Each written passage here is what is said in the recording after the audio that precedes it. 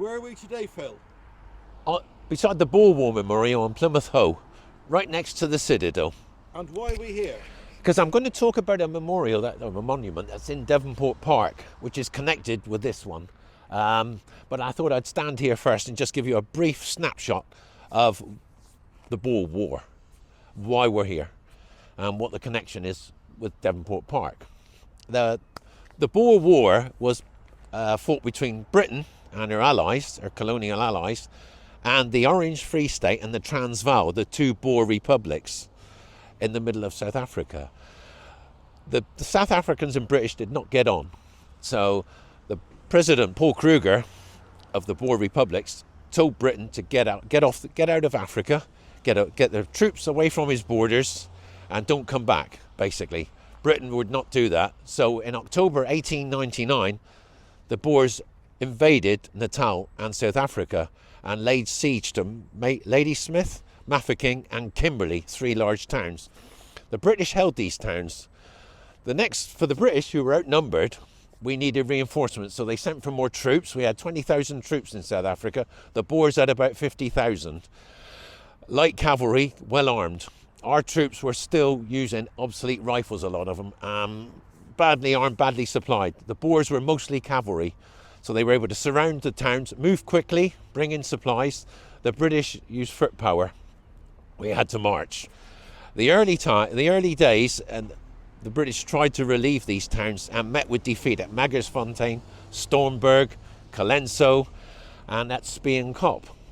After Spienkop, the Boers pulled back. The British pulled back, the Boers pulled back. That gave us an opening. General Roberts, who was in charge of the British, moved forward.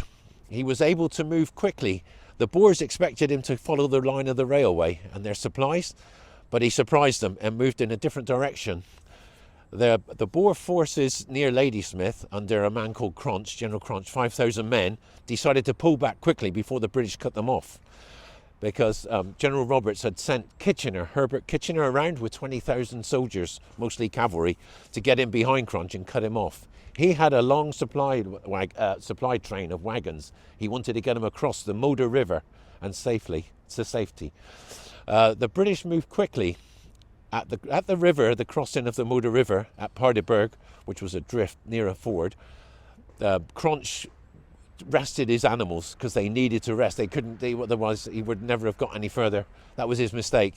The British caught him on the other side. They surrounded him, and for about a week they attacked his supplies.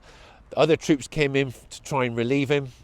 The British lost over 1,000 men in these skirmishes, but at the Battle of Paardeberg, after what happened here, the Boers pulled back. They surrendered. We won the Battle of Paardeberg, and that's when the next part of this story comes in.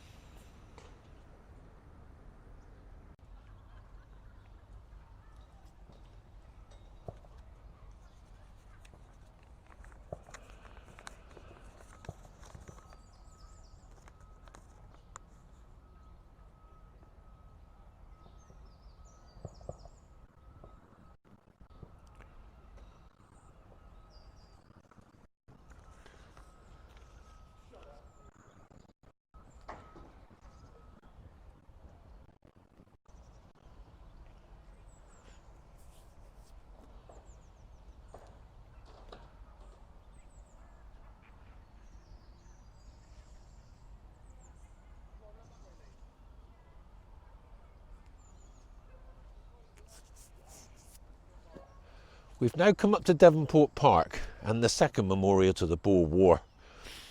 Going back to the siege of Paardeberg, the Boers were surrounded on the far side of the Moder River. The British took a couple of weeks to get into position. They surrounded the Boers. In the end, General Cronch had no option but to surrender. He surrendered between 4,000 and 5,000 men to the British. Now, during the fighting around Paardeberg, there was a naval brigade from naval ships that supplied the British and brought them over. One of these ships was HMS Doris, a small cruiser. Now, some of the crew of the Doris joined the army and were at Paardeberg. And this gun, this is a 1-pounder 37mm Maxim Nordenfeld cannon. This was captured from the Boers at Paardeberg, and the Naval Brigade, who were involved in some of the fighting, helped capture this cannon. These men dragged this gun 800 miles across rivers. They built bridges, across rivers and through trees, right back to where HMS Doris was, and took it on board ship. Now, from that, when the Doris came back to Devonport in 1901, they were given a hero's welcome, and the crew got together and said, we need to memorialise the men who died fighting at Paardeberg and in other battles during the Boer War. So they erected this captured cannon here in 1904, and Admiral Seymour gave the dedication to the men, and it's stood here ever since. And this names some of the seamen from HMS Doris who were killed. What do we have here, Phil? We have the words ready, ready. Yes. And it tells you everything there. This gun, captured from the Boers during the South African War, 1899 to 1902, has been erected here by the officers and men of HMS Doris in memory of their shipmates who lost their lives in that campaign. Perhaps we could read their names. Yes. J.H. Plum, Major, RMNI. C.A.E. Huddart, Midshipman RN. Struan Robertson, James Menzies, Lionel Lloyd, John Boyle, Private RMLI, and Francis Doran, and there's more over here.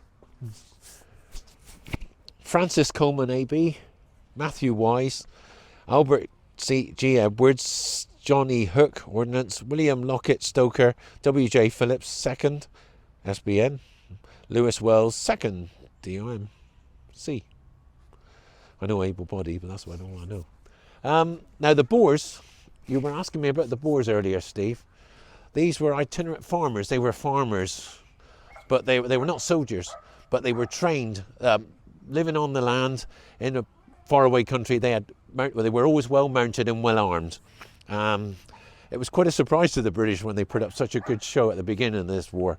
But they originally they were Dutch, most of them, who emigrated to Africa in the early days and then farmed the land, dug it out, produced crops.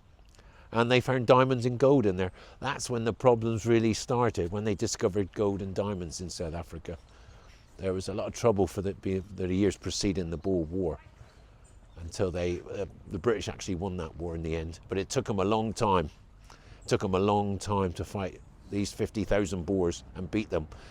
Sometimes they would say we had an army of 400,000 men and we couldn't defeat them. That's because they were quite quick on their horses. That's the original gun. And that's the original colour, they say. It was green for a long, long time. Yes, I remember. Yeah, but they said they've gone back to this colour because this was the original colour. Because it's the colour of the... It would blend in with the landscape in South Africa, yeah. Right. Yeah. And it's a sort of a very large machine gun, isn't it? It's a cannon. But it goes pom pom pom. It fires one round at a time. Yes. But it's German. The Germans supplied the Boers with a lot of their arms, Mausers for their soldiers, and cannon. Our weapons were quite outdated at this time. This is where the naval run comes from. The field gun. The field gun trials, yeah. It started because of the 800-mile trek that they had to drag this gun back to the ship HMS Doris. So they said this is where the origin of the naval trials. No, the field gun run, yeah. More or less stopped these days. Yeah, that's stopped. Yeah, it was always good. Ran, I think, in 1990. I remember seeing it. Yeah. And it was a regular feature, wasn't it? It was every year. We used to go and see it in Navy Days. Yeah, and other events. So this is the object that gave birth to the field gun run. Yes. Now, just another incidental thing. My two granddads from both sides of my family. One was served on HMS Doris, but I don't think he was on HMS Doris at the time of the Boer War. And the other one, my other grandfather, was a soldier in the Boer War. He fought in the Boer War. So they were both in Africa at one stage. Maybe not the same time, but one was on HMS Doris and one was in the army. And here today you are to tell the talking story. about their story. Yeah. Thank you very much, Phil. You're welcome, Steve.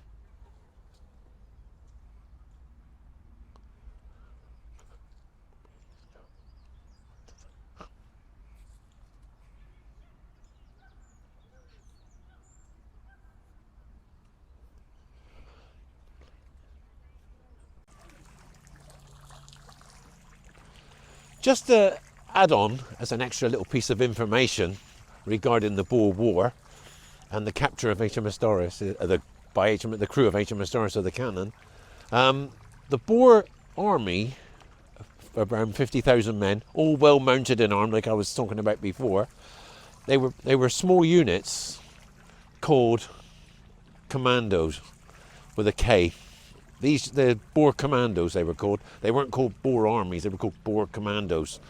Small groups, fast movers, raiders, guerrilla wars. It was a guerrilla war they fought. The Boers fought, after the capture of Paardeberg, the war sort of went into guerrilla warfare. We had a hard time beating the Boers, but the word commando was relative to the Boer War, and later on it was adopted by the Royal Marines. That's where you get the Royal Marine Commandos from today. And that was so well known in World War II, wasn't it? It was, yeah, the Royal Marine Commandos, yeah, but it came from the Boer War. Thank you very much. You're welcome, Steve. Funny.